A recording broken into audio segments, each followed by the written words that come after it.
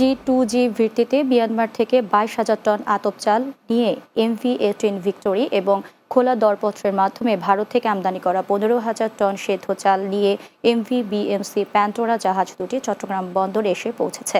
এসব তথ্য নিশ্চিত করেছেন চট্টগ্রাম আঞ্চলিক খাদ্য নিয়ন্ত্রক কার্যালয়ের চলাচল ও সংরক্ষণ বিভাগের নিয়ন্ত্রক জ্ঞানপ্রিয় বিদুর্ষী চাকমা। তিনি জানান, ভারত ও মিয়ানমার থেকে 36,000 টন চাল বোঝাই দুটি জাহাজ চট্টগ্রামে এসে পৌঁছেছে।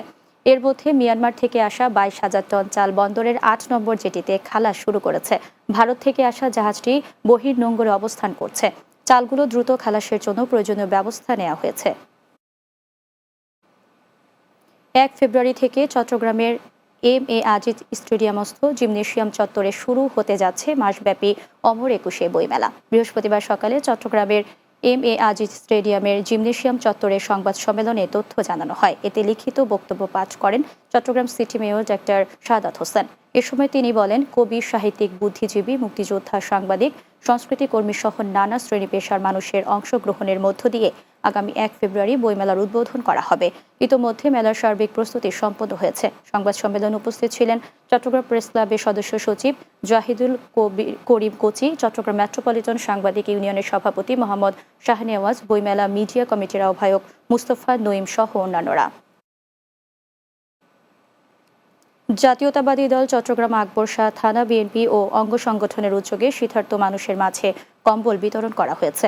নগরীর বিশ্ব কলোনি সি ব্লক মার্কেট প্রাঙ্গণে বিএনপির কেন্দ্রীয় কার্যনির্বাহী কমিটির সাবেক যুগ্ম মহাসচিব লায়ন আসলাম চৌধুরী ও চট্টগ্রাম মহানগর বিএনপির সদস্য সচিব নাজিমুর রহমানের পক্ষ থেকে কম্বল বিতরণ করা হয়।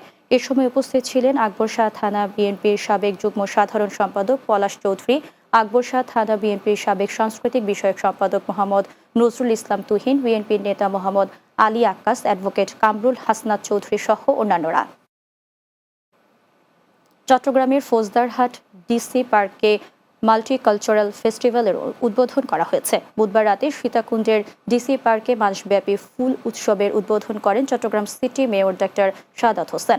জেলা প্রশাসক ফরিদা খাদমের সভাপতিত্বে ফেস্টিভ্যাল উপস্থিত ছিলেন DGFI চট্টগ্রাম ডেট commander brigade general Sohel Uddin Pathan, Chittagong বিভাগের অতিরিক্ত পরিচালক কর্নেল শুভ ইসলাম, বিভাগীয় commissioner doctor Mohammad Ziauddin, police commissioner Hasib Aziz, DC park প্রকল্পের ব্যবস্থাপক মোহাম্মদ আলাউদ্দিন সহ অন্যান্যরা।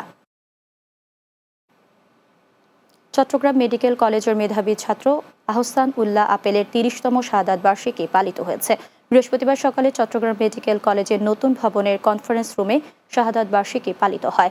আহসান উল্লাহ আপেল স্মৃতি সংসদ এবং চট্টগ্রাম মেডিকেল কলেজের সাধারণ ছাত্রছাত্রী ও চিকিৎসকদের উদ্যোগে এই অনুষ্ঠানের আয়োজন করা হয়। শাহাদাত বার্ষিকী উদযাপন কমিটির প্রধান সমন্বয়কারী ডাক্তার কাজী মাহবুব আলমের সভাপতিত্বে এবং ড্যাব চট্টগ্রাম জেলা শাখার সাধারণ সম্পাদক ডাক্তার বেলায়েত হোসেন ঢালির সঞ্চালনায় সভায় প্রধান অতিথি ছিলেন চট্টগ্রাম মেডিকেল কলেজের অধ্যক্ষ অধ্যাপক ডাক্তার মোহাম্মদ জসিমউদ্দিন।